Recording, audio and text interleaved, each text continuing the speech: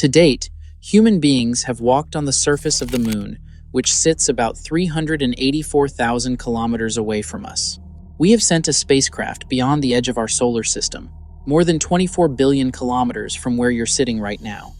But there is one place, far, far closer than any of those, that we have barely managed to touch.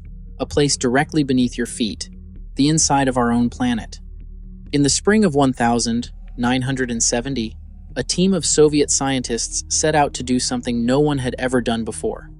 They were going to drill a hole straight down into the Earth, as deep as they possibly could, to see what was really hiding beneath the crust. They expected the project to take a few years. It ended up consuming the next 2 decades of their lives. And when they were finally forced to stop, they had carved a wound into the planet more than 12 kilometers deep. Deeper than the deepest point of the ocean. Deeper than Mount Everest is tall, with kilometers to spare. The single deepest hole humanity has ever made. And then, after all of that effort, after 20 years and millions of rubles and the work of hundreds of people, they did something that makes absolutely no sense at the surface level. They abandoned it. They walked away.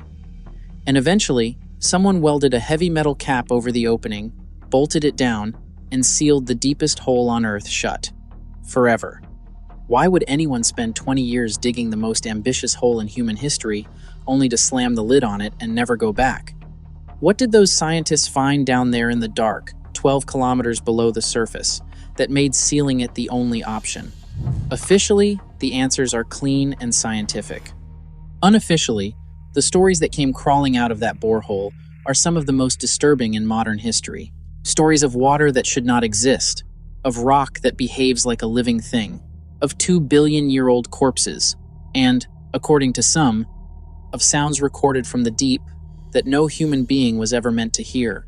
For several days, I went down a rabbit hole of my own, reading every document, every interview, and every wild claim I could find about the Kola super deep borehole. The result of my digging? A whole lot more questions than answers. This might just be the most fascinating hole ever dug into the face of the Earth, and by the end of this video, you're going to understand exactly why they had to seal it.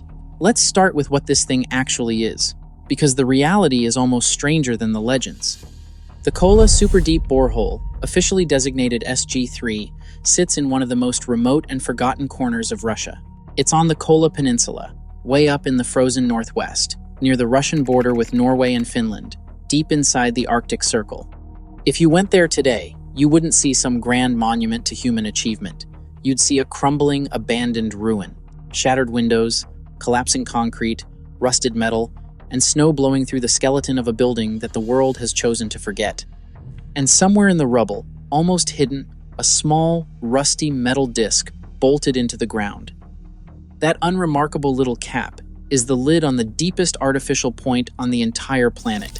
Here's the first thing that makes Kola so hard to wrap your head around. When you picture a hole 12 kilometers deep, you probably imagine something you could fall into, a gaping pit. But the Kola borehole is shockingly thin. At the bottom, it's only about 23 centimeters wide. That's less than 9 inches across. So we're talking about a hole barely wider than a dinner plate, plunging more than 12 kilometers straight down into solid rock. To this day, that depth, 12,262 meters, has never been beaten. And as you're about to see, there are very good reasons for that. And here's a number that's hard to even process. It took them 19 years to drill those 12 kilometers. 19 years. To understand how slow that is, the borehole advanced, on average, only a few centimeters for every hour of drilling. And that's before you account for all the times equipment broke and they had to start a section over. There were stretches where the drill string, the column of pipe carrying the bit, would snap deep underground, and rather than waste months trying to fish a broken bit out of a hole kilometers long, they would simply seal off that branch, back up, and drill a brand new fork off the side of the main shaft. By the end, the Kola borehole wasn't a single clean line into the earth. It was a tree. A branching root system of abandoned dead ends and restarts, with one final tendril reaching down to that record depth. Every meter was a battle. And the planet, as you'll see, was fighting back the entire time. The project began on the 24th of May, 1970. This was the height of the Cold War, and the Soviet Union and the United States were locked in a race to outdo each other in every possible arena. There was the space race, which everyone remembers, but fewer people know there was also a race in the opposite direction, a race to the center of the Earth. The Americans had tried first, with something called Project Mohole off the coast of Mexico, attempting to drill through the ocean floor. It failed and got canceled. So, the Soviets decided they would not just try, they would win. Their goal was almost absurdly ambitious. They wanted to reach 15 kilometers down, a target they thought they'd hit within a handful of years. But more on why they failed later. First, let's talk about what they actually found, because this is where Kola stops being an engineering story and starts becoming something much harder to explain. The first major shock came with temperature. Before they started, Soviet scientists had run the numbers and calculated that at a depth of around 12 kilometers, the rock would be roughly 100 degrees Celsius. Hot, but manageable. What they actually found when they got down there was 180 degrees Celsius. That is nearly double what every model had predicted. To put that in perspective, that's hot enough to cook anything you lowered into it, far past the boiling point of water, and nobody had seen it coming. The deeper they went, the more the planet seemed to be hiding things that the science of the time simply could not account for. Not strange enough for you? Then consider the water. Conventional wisdom said that at those crushing depths, under that much pressure and heat, you would find nothing but bone-dry solid rock. Instead, the Kola team kept hitting water. Free-flowing, mineralized water, circulating through cracks in the rock kilometers below where any water had any business being. Scientists were genuinely baffled. There was no surface source for it. This water had been sealed inside the deep crust, and the only explanation anyone could come up with was that it had been squeezed out of the rock itself by unimaginable pressure, water that had been trapped down there, in the dark, for an amount of time the human mind struggles to comprehend. And then there were the fossils. At a depth of more than 6 kilometers, far deeper than anyone expected to find any trace of life, the drill brought up something that stopped the scientists cold: microscopic fossils. The preserved remains of single-celled plankton, 24 distinct species of them, perfectly intact, encased in compounds of organic carbon and nitrogen that had somehow shielded them from the heat and pressure that should have destroyed them millions of times over. And here's the part that really makes your skin crawl when you think about it. These fossils were estimated to be over 2 billion years old. 2 billion. We are talking about the preserved bodies of organisms that lived when the Earth was less than half its current age, brought back up to the surface from a tomb 6 kilometers underground. The deepest graveyard ever discovered, and nobody knew it was there. Now, if you think that's where the weirdness ends, you'd be wrong, because the rock itself started behaving in ways that frankly sound impossible. The deeper they pushed, the more the Soviet engineers reported that the rock down there wasn't acting like rock at all. Under that combination of extreme heat and pressure, the solid stone became plastic. Ductile. It began to flow and ooze, behaving less like granite and more like soft clay or warm wax. Drill bits that should have lasted for ages were deforming and wearing out almost instantly. And worst of all, the engineers reported that the borehole itself was trying to close. The moment they cut through the rock would slowly flow back in behind them, like the Earth was a wound trying to heal itself, sealing up the hole the humans had dared to open. Remember that detail. It's going to matter a great deal by the end of this story. Let that sink in for a second, because it changes the whole picture. We tend to imagine the ground beneath us as the one truly solid, dependable thing in the universe. Rock is the very definition of permanent, set in stone. But the Kola engineers learned, the hard way, that solid rock is only solid up here, in the cool and the calm near the surface. Go deep enough, add enough heat and enough pressure, and that same stone stops being a wall and starts being a fluid, slow and thick and relentless, flowing back to fill any space you carve out of it. They weren't really drilling a hole anymore. They were holding open a wound in something that desperately wanted to close. Every single day, they had to fight the planet just to keep the hole they'd already made from swallowing itself. And every single day, the planet was patient and the planet was winning. There's more. As they drilled, the mud they were pumping down to lubricate the bit kept coming back up saturated with hydrogen gas. So saturated, in fact, that workers described the drilling mud as literally appearing to boil as it reached the surface, fizzing and bubbling with gas escaping from deep inside the planet. Helium, hydrogen, nitrogen, carbon dioxide, the deep Earth was breathing gases up the shaft that, on paper, shouldn't have been there in those quantities. And then there was the geology that wasn't there. Every geologist at the time believed in something called the Conrad discontinuity. The theory said that as you drilled down through the granite of the crust, you would eventually hit a boundary where the granite gave way to a layer of basalt, a denser, darker rock. Seismic surveys had practically promised it would be there, so the Kola team drilled and drilled, waiting for the basalt. It never came. The boundary that the entire field of geology was certain existed simply did not exist. Instead of basalt, they found more granite, fractured and soaked in that mysterious deep water. One of the most basic assumptions about the structure of our own planet had just been proven flat out wrong by a hole, the width of a dinner plate. So, let's take stock for a second. We have heat that nobody can explain, water where there should be none, 2 billion-year-old fossils in a place that should hold no life, rock that flows like liquid and tries to seal itself shut, gases boiling up from the deep, and a fundamental layer of the Earth that turned out to be a complete fiction. And we still haven't even touched the most infamous part of the Kola story, the part that turned a Soviet science project into a global horror legend. Because, according to some, the scientists at Kola didn't just find strange rocks and ancient fossils down there. They say the scientists heard something. And what they claim those scientists heard is the reason the Kola super deep borehole earned a second, far more terrifying name, the Well to Hell. What could possibly explain a hole this bizarre? Broadly, there are two competing stories. One is supernatural and one is scientific. Neither of them, on its own, gives us the full picture. Let's start with the one that's been keeping people up at night for decades.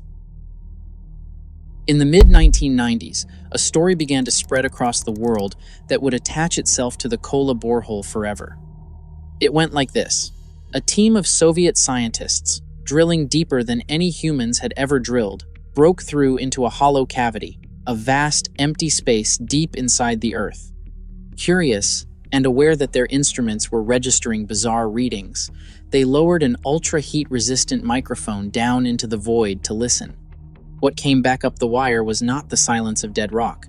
According to the legend, the temperature sensors spiked to over 1,000 degrees Celsius. And through the microphone, before it melted in the inferno, the scientists heard something that made hardened Soviet engineers tear off their headphones in horror. Screams. Not one voice, but thousands, millions. A chorus of human voices, screaming in agony rising up from the cavity beneath them. The tormented cries, the story claimed, of the damned.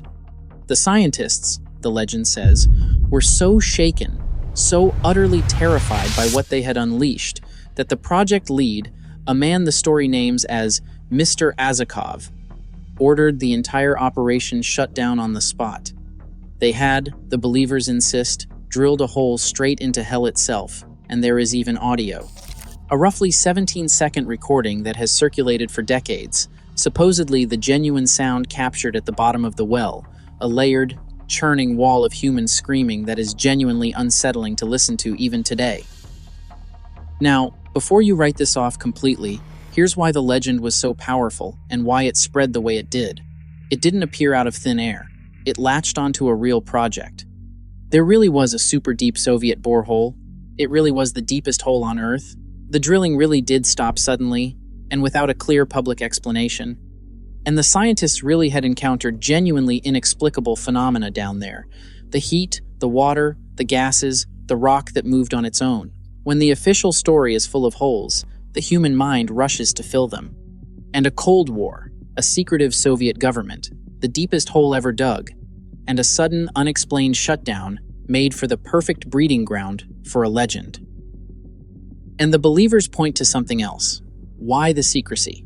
Why did such a monumental scientific achievement get so little fanfare? Why, they ask, would a government pour 20 years and a fortune into a project only to bury it so quietly that most of the world never even knew it existed? To the believers, the silence itself is the evidence. You don't go quiet about a triumph. you go quiet about something you wish you'd never found. It's a chilling story. And as we'll see later, the truth of where that screaming audio actually came from is, in its own way, almost as fascinating as the legend itself. But for now, hold that thought, because the supernatural explanation isn't the only one that struggles to fully account for what happened at Kola. There's a second theory, and this one comes not from preachers and urban legends, but from the scientists themselves. Here's something you don't often hear. Sometimes, the scientific explanation for a mystery is, in its own quiet way, more mind-bending than the ghost story. Set aside the screams and the cavity to hell for a moment, and look at what the actual data from Kola was telling the people who drilled it. Because the real scientists weren't frightened by demons. They were frightened, or at least deeply unsettled, by how wrong they had been about the planet they lived on. Start with those 2-billion-year-old microfossils 6 kilometers down. On the surface, that's just a neat discovery. But think about what it actually implies. It means that life, or the traces of it, existed and was preserved far deeper inside the Earth's crust than anyone had ever dared to imagine. Combined with the discovery of all that circulating water and those gases produced, in part, by microbes, Kola handed scientists some of the earliest hard evidence for what we now call the deep biosphere. The radical idea that life isn't just a thin film on the surface of the Earth, but something that may extend kilometers down into the rock beneath us, in places we always assumed were completely dead. The hole didn't reveal hell. It may have revealed that the boundary of life on this planet is much, much deeper and much stranger than we ever knew.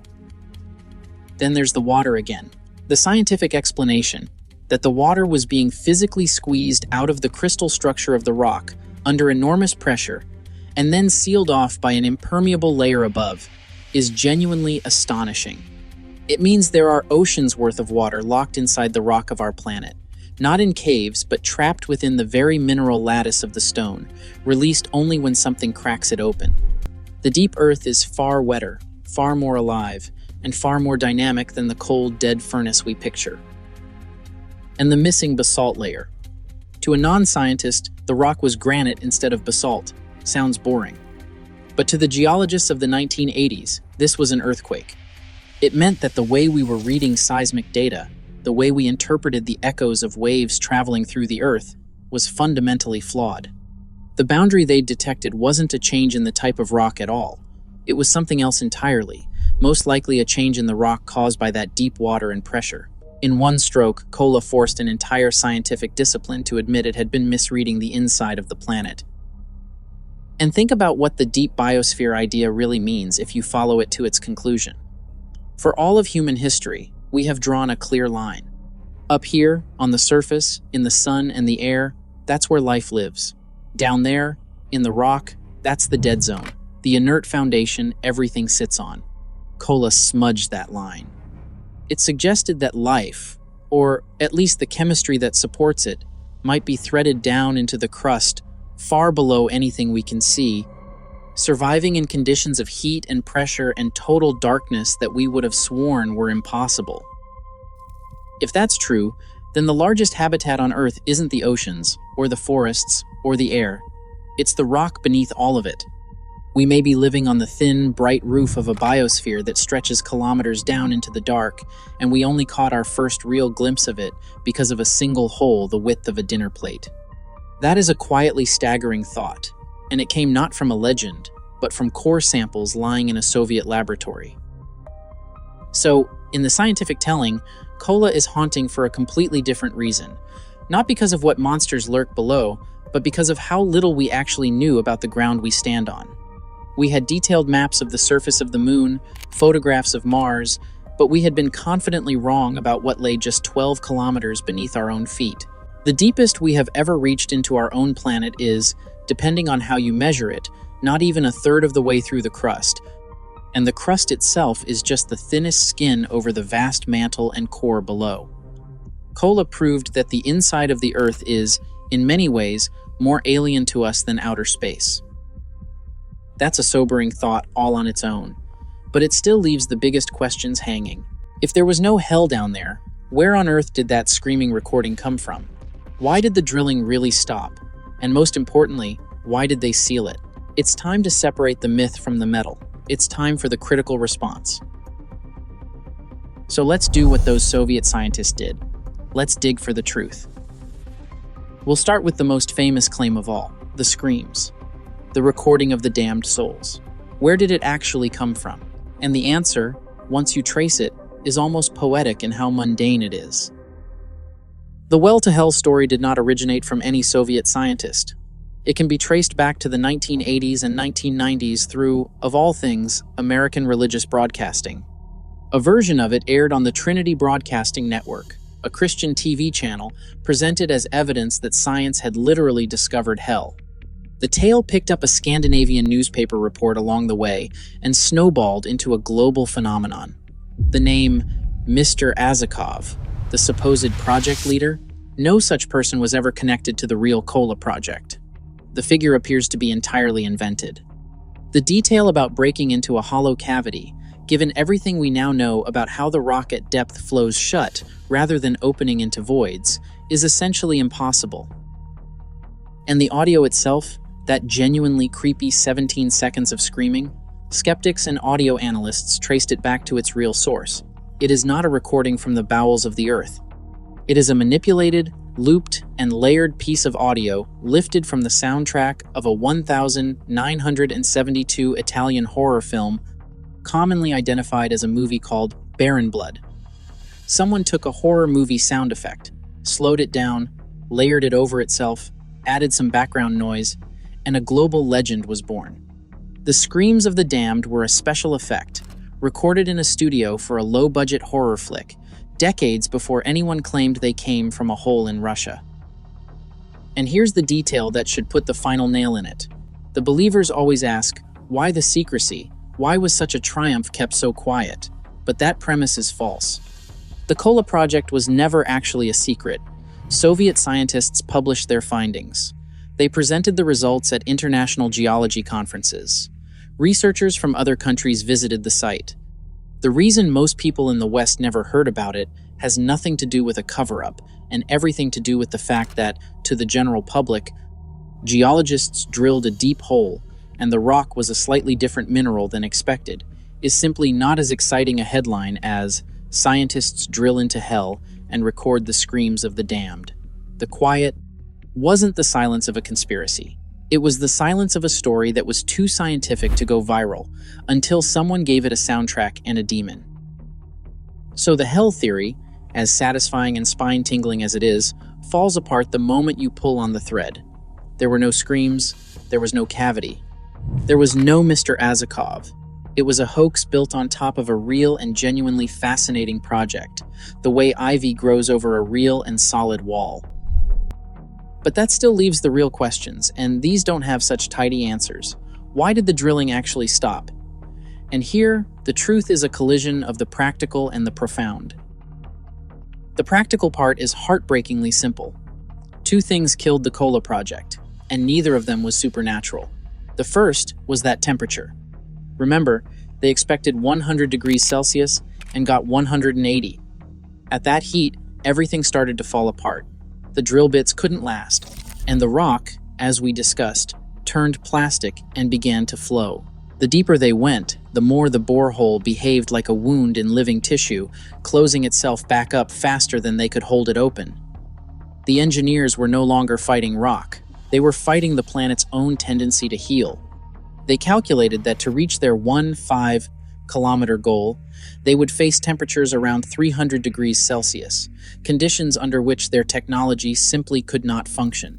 They had hit a wall, not of stone, but of physics itself. And then, the second blow. History.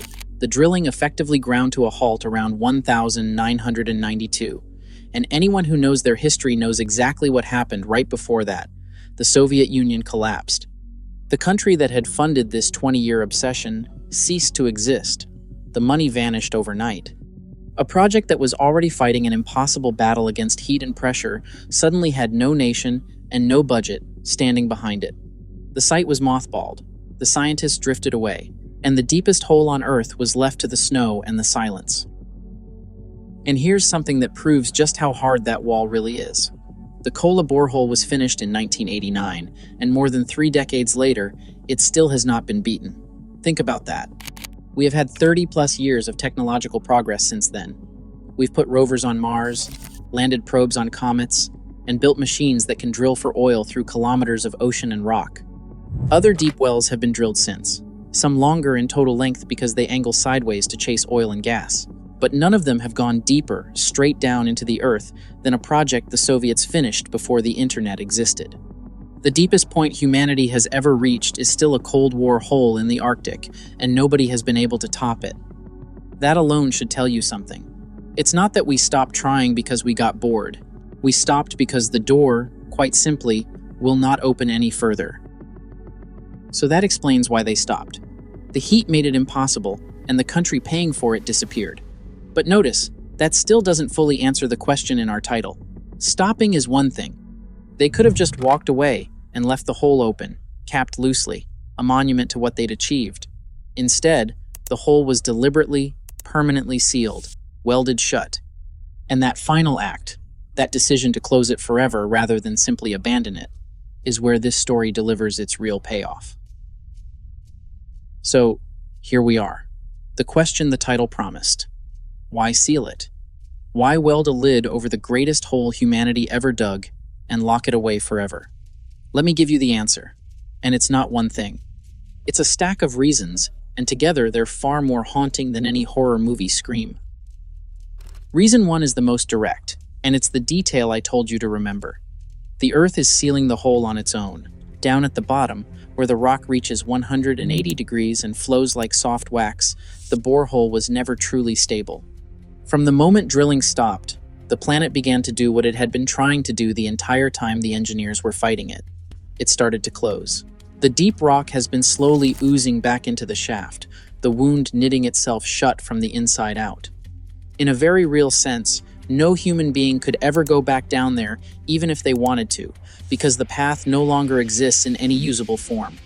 The deepest reach of mankind is being quietly swallowed back into the body of the planet. We didn't conquer the Earth, we poked it, and the Earth is calmly absorbing the scratch we left behind. Reason 2 is human, and it's about danger. What you're left with at the surface, once the equipment is gone, is a 2-3 centimeter opening that drops more than 12 kilometers into the Earth, in the middle of an abandoned, decaying ruin in the remote Arctic. Think about that for a moment. An unsecured hole that deep, in a place where buildings are collapsing and there is no one to watch over it, is a death trap. A person, an animal, debris, anything that fell into that opening would be gone, irretrievable, forever. Sealing it with a heavy welded metal cap wasn't mystical. It was the only responsible thing to do with the most dangerous little hole on the face of the planet. You do not leave the deepest pit in human history sitting open and unguarded in a ruin. But reason 3 is the one that gives me chills. And it's the one that truly satisfies why this was sealed forever rather than someday reopened. The Kola Super Deep borehole, after 20 years, after all that money, after all those discoveries, reached just over 12 kilometers. And the Earth's crust in that region is around 35 kilometers thick. The crust, not the mantle, not the outer core, not the inner core, just the thin outer shell. After the single most ambitious drilling effort in the history of our species, after 2 decades of fighting heat and pressure and flowing rock, humanity made it barely a third of the way through the skin of the apple. And we were stopped cold. Not by demons, by the simple, crushing reality that our planet does not want to be opened and has defenses, heat, pressure, and its own self-healing rock that make the journey to its center utterly impossible with anything we can currently build. That's the real payoff. That's why it had to be sealed forever. Not because they found hell, something stranger. They found the absolute limit of human reach. They found the exact point at which our greatest ambitions hit a wall we cannot pass. The Kola borehole is a closed door, and the lock on that door isn't a metal cap bolted into the Arctic ground. The lock is the planet itself. The cap is just us, finally admitting that we lost the fight. And so, consider where we leave it. Out there, right now, in the frozen northwest of Russia, in the rubble of a building the world forgot, there is a small, rusty, unremarkable metal disc, no bigger than a manhole cover, bolted and welded into the earth. You could walk right past it, You could stand on top of it. And beneath your boots, sealed in darkness, would be 12 kilometers of the deepest hole that human hands have ever made, slowly being squeezed shut by the planet, full of water that shouldn't exist, holding the 2 billion-year-old dead, and breathing gases up from a world we will probably never reach again in our lifetimes. And maybe that's the part that lingers longest. We are a species obsessed with reaching things. We have stood on the highest mountain and walked at the bottom of the deepest ocean trench. We have left footprints on another world and flung our machines into the gap between the stars. There is almost nowhere we have looked at and decided we could not eventually go. The inside of our own planet is the great exception. It is the one direction in which we set out with everything we had, our best minds, 2 decades of effort, the full weight of a superpower behind us, and were simply, flatly, turned back. Not by distance, not by cold, not by the vacuum of space, but by the quiet, overwhelming resistance of the ground we were born on. We didn't run out of will. We ran out of planet we were allowed to enter. We sent men to the moon. We flew machines past the edge of the solar system. But when we tried to go straight down, into our own home, the Earth let us scratch the surface, showed us just enough to terrify and amaze us, and then quietly, firmly, sealed the door behind us. They didn't seal the Kola borehole because of what they heard. They sealed it because of what it proved. That for all our power, the inside of our own planet remains the one frontier we have never truly entered. And maybe, just maybe, never will. So the next time you look up at the stars and feel how far away they are, remember this: the most unreachable place we know of isn't somewhere out in the cold of space. It's the ground beneath your feet. And we've already tried our hardest to reach it. We dug for 20 years, we went deeper than anyone ever had, and in the end, we did the only thing we could. We sealed it. And we walked away.